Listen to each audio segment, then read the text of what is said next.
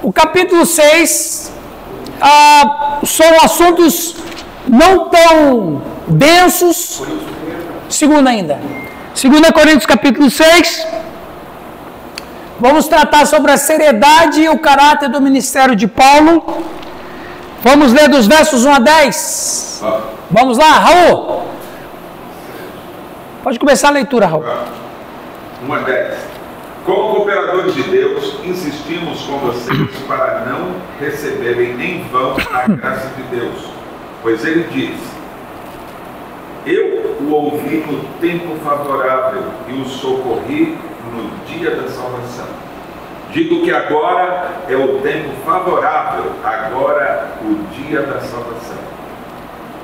Não damos motivo de escândalo a ninguém, em circunstância alguma, para que o nosso ministério não caia em descrédito. Ao contrário, como servo de Deus, recomendamos-nos de todas as formas, em muita perseverança, em sofrimentos, privações, em tristezas, em açoites, prisões e tumultos, em trabalhos árduos, noites sem dormir e jejuns, em pureza, conhecimento, paciência e bondade, no Espírito Santo e no amor sincero, na palavra da verdade, no poder de Deus, com as armas da justiça, quer de ataque, quer de defesa, por honra e por desonra, por difamação e por boa fama, tidos por enganadores, sendo verdadeiros, como desconhecidos, apesar de bem conhecidos, como se estivéssemos morrendo, mas eis que vivemos, espancados, mas não mortos, entristecidos, mas sempre alegres, pobres, mas enriquecendo muitos outros, nada tendo, mas possuindo tudo. Veja, quando você olha esse texto, você olha assim, Alex, você faz, esse cara não morava nesse mundo. Ele não morava nesse mundo, simplesmente ele estava aqui, mas não estava. Olha as contradições que ele apresenta no texto. Espancados, mas não mortos. Na verdade, ele não está, no fundo, ele não está fazendo uma reclamação. Ele só está contando um fato, mas que não altera nada a vida dele.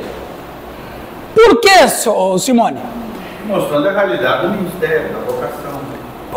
Aí é que é interessante. O que alimentava o ministério dele era a eternidade. Porque se o pastor ele puxa prerrogativas para ele, para dizer que ele tem uma vocação ao ministério, mas dissociado da eternidade, acabou com o cara. Acabou com o cara. Vai viver frustrado. Vai viver frustrado. É o que muitos fazem o quê? Se mata. Então, quer dizer, se o cara olha todo o sofrimento que ele está passando, se ele dissociar da eternidade e entender que a vocação dele é só uma questão religiosa, temporal, ele se frustra. E muitos de nós estão caindo pelas tabelas. Você olha o apóstolo dizendo tantas coisas ruins acontecendo com ele, mas é como que se isso não afetasse ele. É como se ele tivesse dormente. Espancados, mas não mortos. Pobre, mas tendo tudo. Esse cara é do mundo, não é possível. Ele não, exato, ele não vai assim, eu sou o pastor e ninguém me obedece. Aí frustra, cara. Então ele escreve de maneira tão indiferente ao que passa por ele, como se fosse assim, não tem problema que aconteça isso, o que importa é o que vai vir depois disso. É o que vem depois. Não, e essa fala final dele é a coisa mais absurda. Não tendo nada, mas possuindo tudo. Que tudo ele se refere? Voltamos aqui. Quem tem o mundo vindouro Tem tudo. Por que aqui não tem nada? Porque aqui vai acabar. Como é que você vai dizer que tem tudo se esse tudo seu vai virar pó? Verdade. Como é que você pode dizer que tem mais do que eu, sendo que o que você tem, Alex, vai virar pó? E na verdade, o que é o tudo? O tudo basta uma coisa, desde que essa coisa nunca se desgaste. Então, se eu tenho apenas uma coisa que não se desgaste, então eu tenho tudo. E você que tem tudo, que se desgasta, Jesus não falou isso? Não procureis para vós tesouros. Por quê? Porque essa terra... Jesus chama de louco, né? Não, e mais, é louco. Você que investe. Exato, e mais. Jesus fala que tem duas possibilidades de você perder o que você tem desse mundo: ladrão e a entropia. A entropia. Que é a entropia? Lembra que eu falei para vocês, né? Que é aquela força da física que diz que tudo está se desgastando no universo. Presta atenção. A ciência está dizendo que a Bíblia já diz há 2000 anos. Então, você tem tudo. O que é entropia, pastor? Entropia é a lei da física e que diz que todas as coisas do universo estão se desgastando, estão fora do lugar, estão desordenadas, desorganizadas. Na verdade, eu ia falar um pouquinho de entropia na última aula. Eu falei, não falei? Falei. Muito bem. Eu não vi, não Meu, você não estava aqui? Ficou só passeando pelo mundo? Estava treinando inglês. Estava treinando inglês. Ele é chique, né? Ele vai estudar inglês intensivo. Lá na terra do tio Sam. Ok, pessoal? Vamos adiante. A Giovanni, lê para nós, por favor.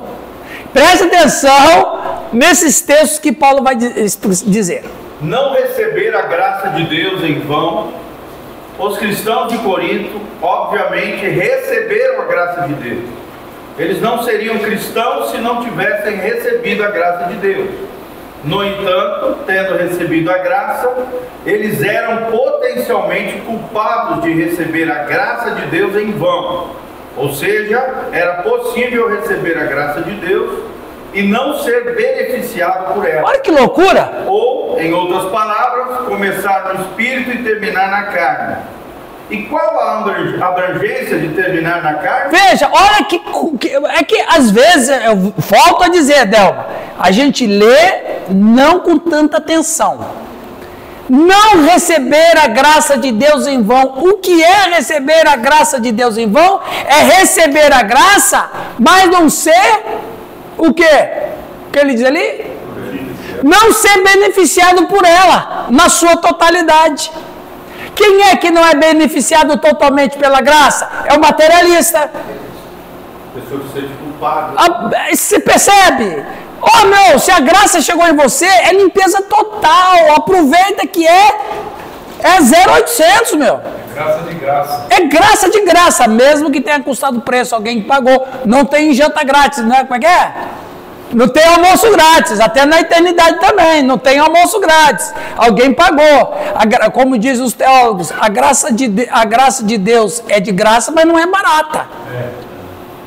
Custou o sangue do Cordeiro de Deus. Então, aí vai um bom tema para vocês pregarem nas igrejas de vocês. Hã? Ele faz essa distinção entre a graça barata e a graça preciosa. Exatamente. Então lá, ó, não receber a graça de Deus em vão. As suas reflexões lá, Giovanni. Você recebeu a graça. O que é receber a graça de Deus em vão? Você começa. É você ter a oportunidade da graça, mas não ser absorvido por ela. De graça só a mesa possa depois do culto do Raulzão. Não dá valor a ela, né? Não dá valor. Você falou tudo agora, Sidney. Não dá valor. Não tem preço. Cara, rapaz, você tem a graça de Deus, que é um favor que Deus faz quando a gente não merece. Você vai pegar água? Pega na cozinha. Ali não, eu peguei da água de uma torneira que está saindo barro, que está sujo. Então veja, quando você recebe a graça de Deus, ela tem poder para transformar toda a sua vida e você viver debaixo dela. Mas tem os caras que querem a graça de Deus em parte, mas aí não é totalmente absorvido. É o que Paulo disse, vocês não estão entendendo, a graça está em vão em vocês. Ela não está fazendo o trabalho, Sérgio, Fritz, que tinha que fazer. Ela não está fazendo o trabalho pela qual ela tem a vocação para fazer. Né? Então, meu amigo, se a graça chegou, aproveita ela. É pérola para porco, né? Exato! Pérola para porco. E a gente visitou uma igreja lá na França, e tem um porco dentro da igreja, um colar de pérola. E a reflexão é essa. Da pérola para os porcos. Pérolas para porcos. Pérola para os porcos. Totalmente. Ou seja, vai desperdiçar uma riqueza.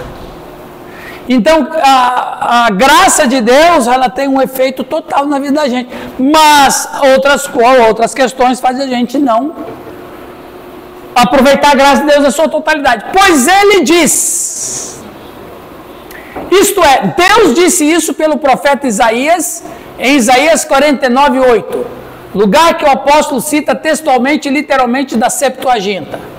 E a partir disso vemos imediatamente qual é o tempo aceito e qual é o dia da salvação. O apóstolo, portanto, informa-lhes que este é o tempo previsto pelo profeta. E o ministério da reconciliação, exercido em pleno vigor, é a prova de que a profecia se cumpre. E, portanto, o apóstolo afirma com confiança: eis que agora é esse tempo aceito. Agora o Messias reina. Agora é a dispensação do Evangelho. E, portanto, agora é o dia da salvação. Então, temos que aproveitar a graça de Deus. Alguém pode... Pegar um sermão lindo. Puxa, e bastante. Lembra? Ano passado. 3 pontinhos. 3 pontinhos. Lembra que eu falei ano passado que Deus só trabalha em 2 dias, né? O dia da visitação e o dia da vingança. Então, o dia da visitação é esse dia da graça. É essa oportunidade que a gente tem. Quem lê para nós esse slide? A pergunta é: pastores estão produzindo uma graça em vão no coração de quem passa a crer em Cristo? Como o pastor transforma a graça em algo à toa na vida da igreja? Como ele ensina os cristãos a estarem na carne? Aí que é. Eu coloquei isso aí para provocar a cada um de nós. Será que a nossa mensagem não está levando eles para ficar na carne? Aí você pensa, não, mas qual é o pastor que vai ensinar que a igreja tem que beber, ou a igreja tem que se embriagar, ou se prostituir? Qual o pastor que prega isso? Não estou falando disso. Isso aí é absurdo. Mas a partir do momento quando eu injeto só prosperidade, a partir quando eu injeto individualismo, a partir quando eu falo que só você é importante para Deus e excluo a coletividade, eu estou levando meus irmãos a estarem na carne. Quando eu ensino que Deus tem bênção terrena para você, só isso, eu estou levando eles a viver na carne. Ok? Isso é perigoso. Eu não posso transformar a graça salvadora de Deus numa graça desconfigurada que faz ele ficar na carne. Gente, tem muitos colegas nossos que estão pregando para as igrejas continuarem na carne. A esse camarada, por exemplo, quando eu prego sobre, a partir do momento que eu sou individualista nas minhas mensagens, eu estou ensinando cada um a pensar em si e por si só. A tal ponto que se amanhã ou depois eu elogiar o Sidney pro Sérgio Fritz, o Sérgio Fritz vai falar assim: poxa, eu já não tenho mais consideração com ele. Porque ele sempre falou que eu sou isso, que eu sou aquilo, que eu sou aquilo, que eu sou aquilo. Agora ele está falando que o Sidney é. Poxa, eu perdi lugar. Então é uma maneira da gente estar colocando. Meu Deus, como tem isso? Muito, cara. Como tem pastores que caem nessa materialismo, secularismo. Secularismo. Por exemplo, só um exemplo claro que você está falando. Os pastores muitas vezes ostentando uma vida de riqueza, de luxo, que os pastores não possam ter coisas boas. Né? Não, coisa boa é uma coisa, luxo é outra. Luxo é outra. É que o cara com um relógio de 300 mil reais, Você tá doido. o cara andando Ostentação. bens e carro de 700 mil reais. Aí a gente já vê que E aí, esse tal pastor, uma igreja materialista, uma igreja de... esse tal pastor, ele se coloca como um homem abençoado. Aí ele tem uma pessoa que é meio, não é pobre, mas não tem algumas dificuldades, e fala assim, por que Deus não me abençoa também?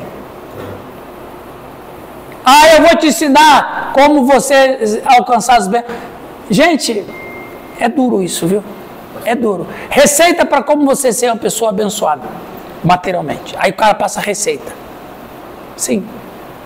Vejo que tem um outro extremo, né?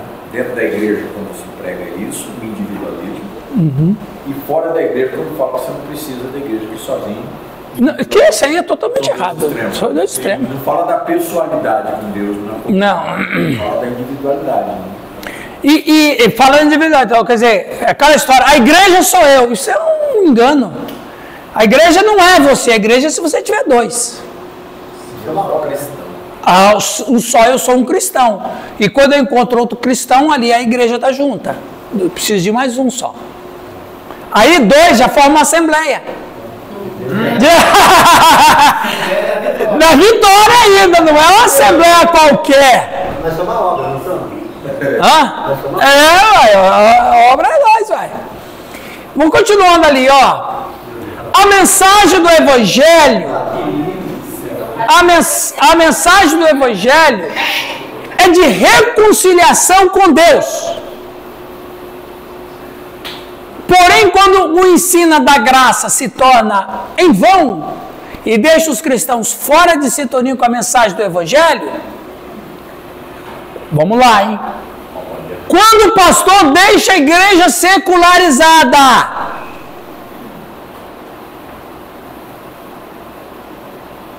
não sei se eu coloquei. Puxa vida, eu tinha um outro slide interessante.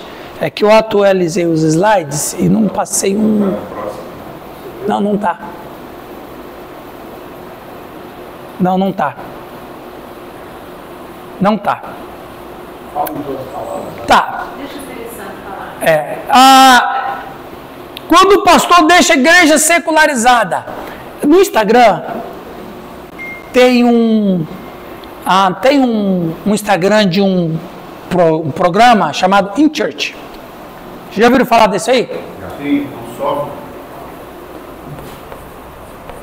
É um software, né? Aí eu entrei lá e fiz um comentário bagaçando com aquilo lá. Você está discutindo bastante nas redes sociais mesmo. Tá lá, pastor, como tô. Aí tá escrito assim, eu peguei esse slide, mas eu troquei, eu acho que deu um problema ali. Pastor, como tornar um visitante membro da igreja? Nenhum pastor quer transformar um visitante membro da igreja. Aí ele tem lá uma maneira, o programa te ajuda como você transformar um visitante membro da igreja. Mas o pastor não está procurando membro para a igreja. O pastor está procurando almas que se reconciliem com Deus e se tornem discípulos de Jesus. Eu não estou procurando membro para a minha igreja. Ele quer cliente. É empresa, é o clube, é a empresa que quer o cliente, é o clube que quer o membro, que é um associado. E aí eu bagacei. Eu não sei por que isso está vindo no meu Instagram. Não sei, rapaz. Eu nunca pesquisei isso. Eu coloquei um print aqui, ele não estava. Mas daqui eu coloco para vocês. Eu bagacei no meu comentário. Se você entrar no meu Instagram, você vai ver lá o meu comentário lá. É Rio de Janeiro? Deve ser São Paulo. Rapaz, tem cada proposta. Que você fala, essa turma não é igreja, não é possível. Não é possível. Essa turma está querendo secularizar a igreja. E o duro que tem pastores, isso que me matou. Pastores de megas igrejas falando bem do negócio. Bem do negócio. Bem, ó, gente, eu uso da minha igreja, tem sido uma ferramenta útil da minha igreja. Meu Deus do céu! Gente, eu não sei que eu seja muito puritano. Qual que é o site mesmo aí? In Church. Quando eu recebi o desafio da convenção do Morão, foi um desafio mesmo. A gente veio aqui, conheceu o salão que tinha aqui, 15 membros, sem nada. Aí eu estava bem empregado na ponta, mas eu estava no mundo circo, primeiramente, né? Cheguei na empresa que eu trabalhava, no diretor, eu era gerente de recursos humanos, né? E falei para ele, isso no começo de janeiro. Falei com ele, eu estou pedindo demissão, vou cumprir o meu aviso até fevereiro, depois eu vou mudar. Porque eu acabei de assumir, já tinha assumido a igreja que já distância, para não Porão. Aí esse camarada, um diretor industrial, alto executivo, sabe? Diretor executivo, na verdade, alto executivo do país inteiro aí, nome de Saulo. Aí, olha o nome. Você não vai embora daqui, não, eu vou deixar você ir. Você vai trabalhar um ano comigo, eu tenho plano para você aqui na empresa, vamos reformular toda a questão da empresa, a empresa estava, sim, lambeando, né? Vamos reformular toda a empresa, você tem parte disso aqui, e depois de trabalhando lá por um ano, você vai aprender como abrir uma igreja. Cara, ganhar dinheiro. Ganhar dinheiro, claro. Oswaldo, aí. Eu ganhei dinheiro, tá? Presta atenção lá, hein? Eu ganhei dinheiro, falei, você está me eu não estou indo na pagadinha, eu estou indo na pagadinha do rebanho. Exatamente. Você não sabe o que é igreja, não é crente. Não. Sérgio, eu abri uma igreja em São Paulo. Para ser o executivo, fizemos um mega no salão. E tá entendendo a jornada dele. É empresa. Sabe? Por isso que o pessoal brinca, fazendo chacota com a gente. Pequenas igrejas, grandes negócios. Gente, eu estou agitado no meu espírito. Eu vou lá pegar o slide que tem uma coisa. Pois é, propósito. Já volto.